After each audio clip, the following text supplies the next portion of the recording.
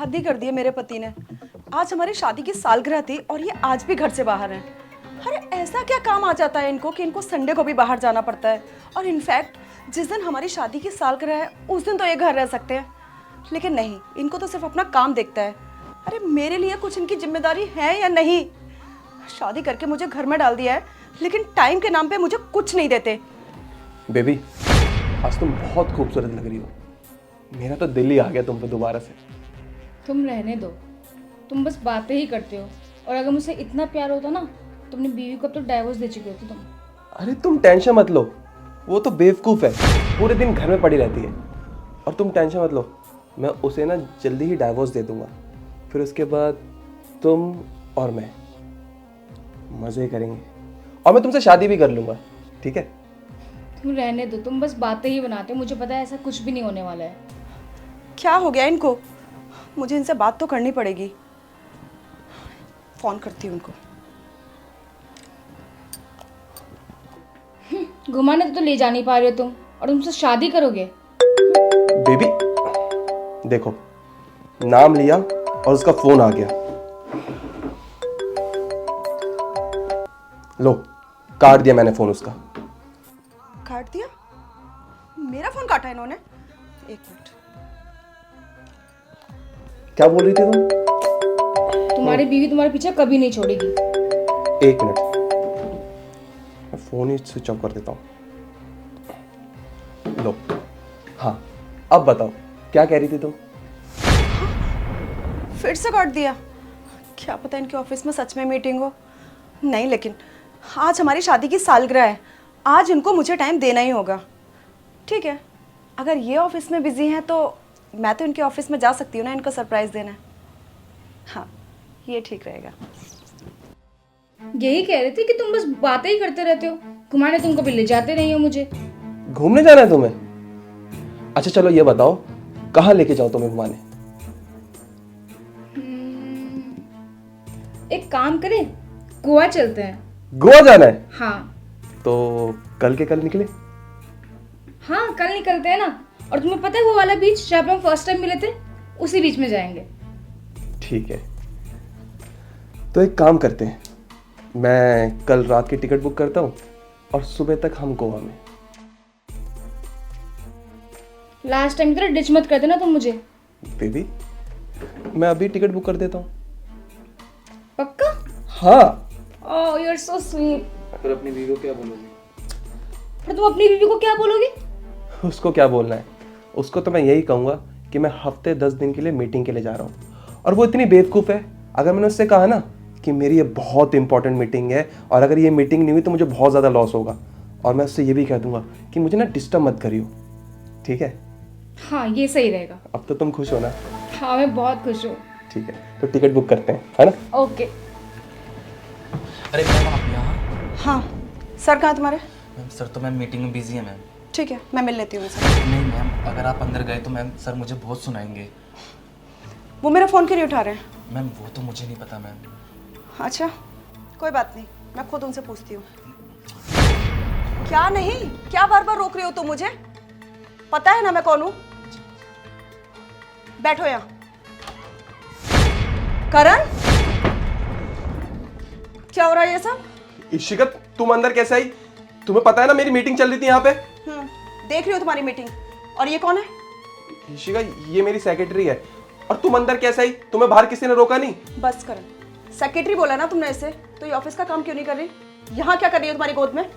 इशिका, मैंने तुम्हें बताया तो सही, हम दोनों डिस्कस कर रहे थे, आगे की प्लानिंग कर रहे थे। बस करण, और कितना झूठ बोलोगे? खुद देखा मैंने अपनी आंखों से। तुम कितना पागल बनाओगे मुझे? हाँ, नहीं मैम, गलत सोच रहे हो। सर सही कह रहे हैं, हम कुछ मीटिंग। चुप बिल्कुल। ये हमारे मियाँ बीवी के घर का मामला है। तुम कौन होती है बीच में बोलने वाली? इशिका, ये कैसे बात कर रही हो तुम इससे? ये मेरी सेक्रेटरी है, तुम्हें पता है कितना काम करती है, कितना संभालती है मुझे।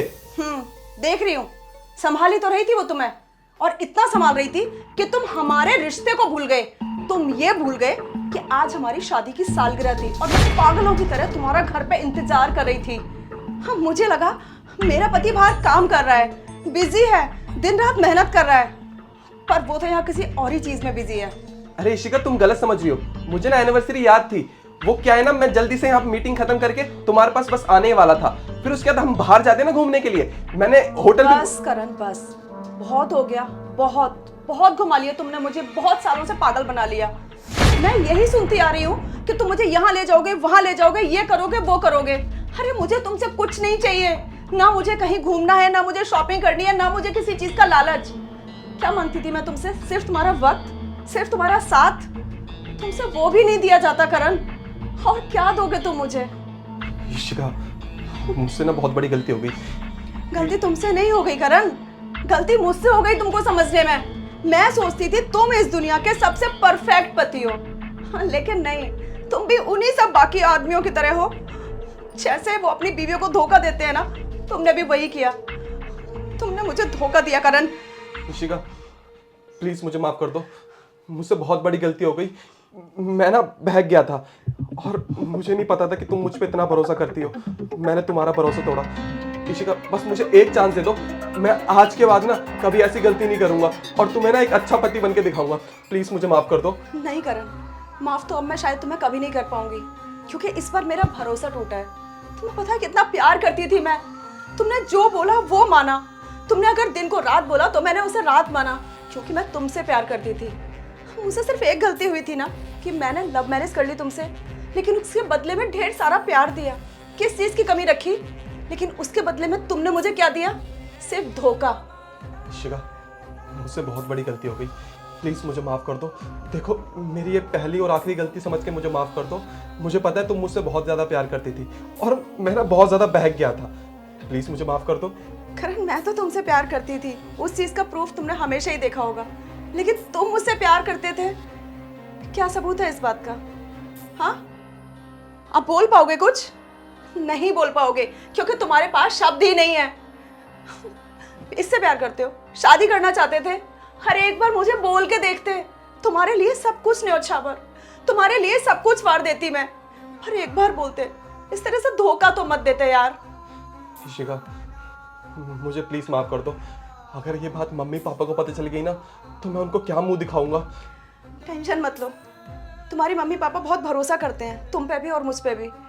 तो कुछ भी होगा, रिश्ता टूटेगा, जैसा भी होगा, मैं तुम पे कोई आंच नहीं आने दूंगी। मैं उनको यही बोलूंगी कि कमी मुझ में है, मैंने ही कोई गलती की थी। टेंशन मत लो इस बात। तो इशिका, मुझे सच में माफ कर दो। देखो, मुझे बहुत ज़्यादा डर लग रहा है। अगर तुम मेरी ज़िंदगी से चली गई तो मेरा क्या होगा? मैं तो रह भी नहीं पाऊंगा। प्लीज़ मुझे माफ़ कर दो, बस एक चांस दे दो। देखो करण, जिंदगी में रहते रहते भी तुमने मुझे निकाल ही दिया ना, किसी और औरत को मेरी जगह पे लेके आ ही गए ना, तो क्या फ़ायदा मेरे तुम्हारी लाइफ में रहने का? अब कोई मतलब ही नहीं बनता यार।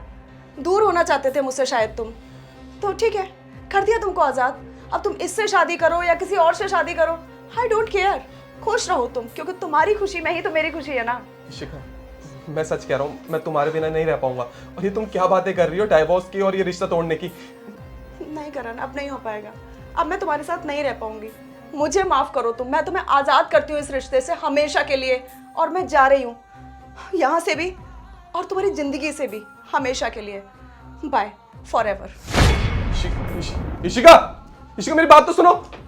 फिर भी सुनो, हम यही तो चाहते थे, हम शादी कर लेंगे और हमारा गोवा जाने का तो प्लान है।